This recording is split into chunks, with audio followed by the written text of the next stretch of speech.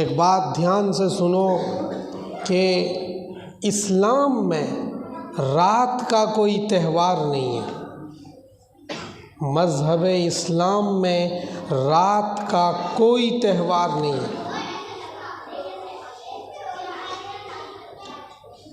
تہوار اللہ تعالیٰ نے عیدین کو بنایا ہے، وہ دن میں ہے، رات میں نہیں ہے۔ اہتمام اس نزاکت کے ساتھ ہم کرتے ہیں کہ بچوں کو یہ فیل ہوتا ہے کہ آج کوئی الگ ٹائپ کی رات ہے، اور اس کی بنیاد پر کئی طرح کے خرافات ہمارے ذہن میں چلنے لگتے ہیں۔ شیطان ہمیں اور ہمارے بچوں کو اچک لیتا ہے، اور پھر ہم اپنے راستے سے ہٹ کر جو شیطانوں کا راستہ ہے اس پر چل پڑتے ہیں۔ آج کی رات تو خرچ بڑھانے کی رات نہیں ہے، آج کی رات اپنے 1-to-1 گناہوں کو یاد کر کے اللہ سے معافی مانگنے کی رات ہے۔ آج کی رات ایک ایک جوان مرد و خاتون کے لیے اس بات کے لیے اللہ تعالیٰ نے بنائی کہ ہم اللہ کو راضی کریں۔ یہ اس امت کے لیے سب سے شاندار سرپرائز ہے، اور اللہ کی طرف سے انعام ہے کہ اللہ نے ہمیں شب قدر اور شب برات جیسی راتیں دے رکھی۔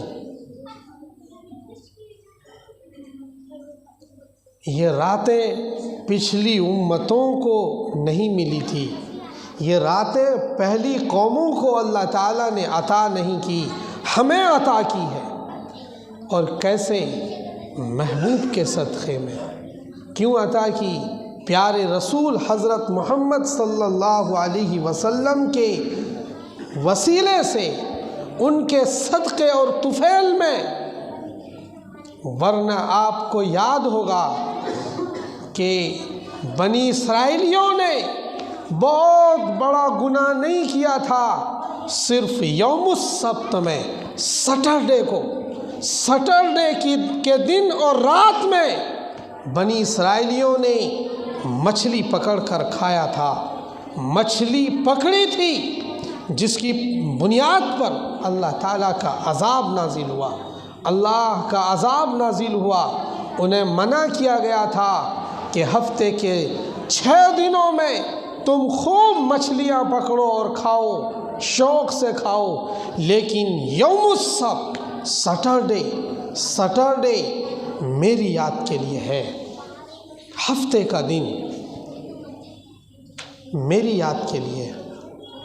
بنی اسرائیلیوں نے کوتاہی کی، اور اسی دن میں، ہفتے کے دن، مچھلیوں کا شکار کرنے لگے، جس سے اللہ ناراض ہوا اور انہیں خنزیر اور بندر بنا دیا۔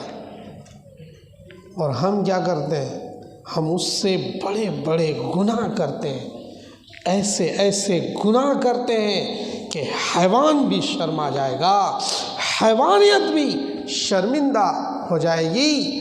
ہم ایسے کرائم کرتے ہیں، ہم ایسے گناہ کرتے ہیں۔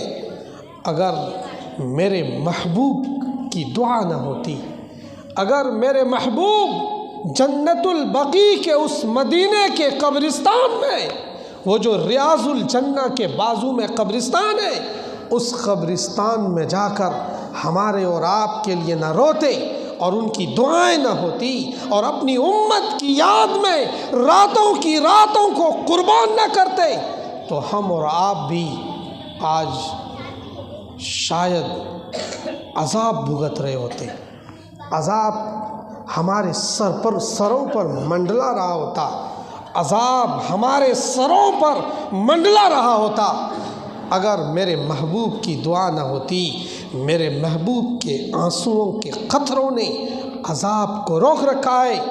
اگر وہ قطرے نہ ہوتے، محبوب کی آنکھوں سے پیارے رسول کی آنکھوں سے وہ قطرہ نکلا ہوا نہ ہوتا تو آج ہم اور آپ پر عذاب کا نزول ہو چکا ہوتا۔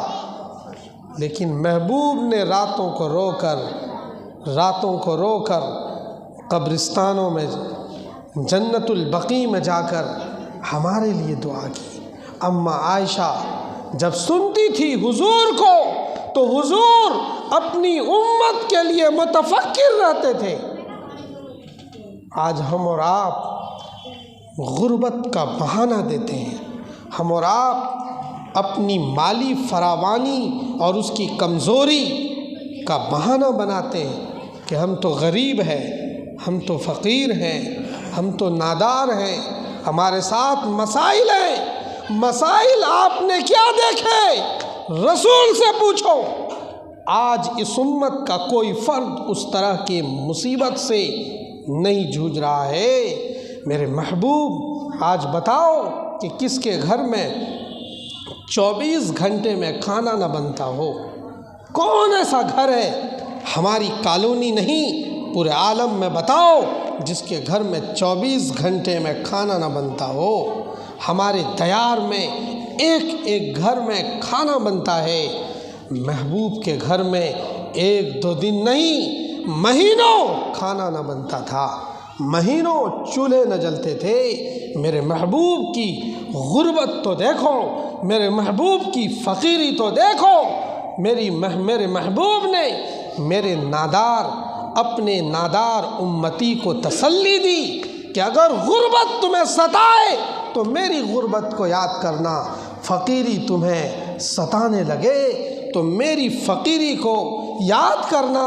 میرے اللہ نے میرے پاس پیغام بھیجا کہ 10 میل کی پہاڑی جبل احد کو آپ کہو تو سونا بنا دوں۔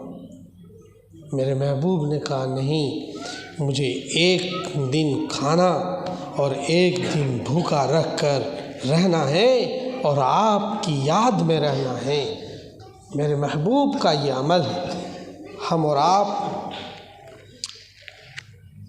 کتنے دور ہیں؟ رسول پاک صلی اللہ تعالی علیہ وسلم کی یہ زندگی تھی